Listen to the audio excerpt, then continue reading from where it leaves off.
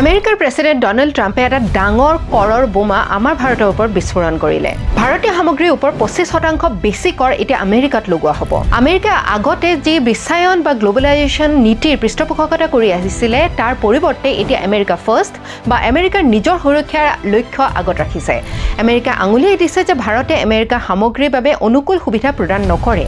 লগতে ট্ৰাম্পে সকীয়াই দিছে যে পশ্চিমীয়া নিষেধাজ্ঞাৰ পিছতো ৰাছিয়াৰ পৰা ভাৰতে তেল আৰু প্ৰতিৰক্ষা সামগ্ৰী আমদানি অব্যাহত ৰখাত আমেৰিকাই সেই কথা ভাল পোৱা নাই। এতিয়া আমেৰিকাই যে আমাৰ সামগ্ৰীৰ ওপৰত এই কৰ বৃদ্ধি কৰিছে ই আমাৰ নিচিনা সাধাৰণ ভাৰতীয় নাগৰিকৰ ওপৰত কেনেকৈ প্ৰভাৱ পেলাব।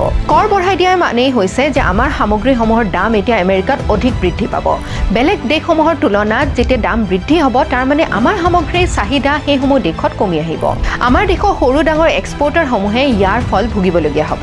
তেওঁলোকৰ অৰ্ডাৰ কেনচেল হ'ব, বাণিজ্যিক ঘাটি হোৱাৰ লগে লগে কোম্পানীৰ উৎপাদন কমাই আনিবলগীয়া হ'ব আৰু বহু কৰ্মচাৰীয়ে তেওঁলোকৰ চাকৰিও হেৰুৱাবলগীয়া হ'ব পাৰে। বিশেষকৈ pharmaceutical companies, textile, jewellery, handicraft ইত্যাদিৰ লগত জড়িত যিসমূহ উদ্যোগ আছে সেইসমূহ ব্যৱসায় এতিয়া বেয়াকৈ প্ৰভাৱিত হ'ব। আমাৰ সামগ্ৰীসমূহৰ চাহিদা কমি অহাৰ লগে লগে আমাৰ ভাৰতীয় মুদ্ৰা মানে ইণ্ডিয়ান ৰুপিৰ মূল্য বিশ্ব দৰবাৰত কমি আহিব আৰু বেলেগ দেশসমূহৰ পৰা যিকোনো সামগ্ৰী বা সেৱা যদি আমি কিনিব বিচাৰো আমাৰ বাবে সেইটো বহুত বেছি দাম হৈ পৰিব। তাৰ মানে আমাৰ অৰ্থনীতিৰ ওপৰত ই এটা মাৰ পেলাইছে।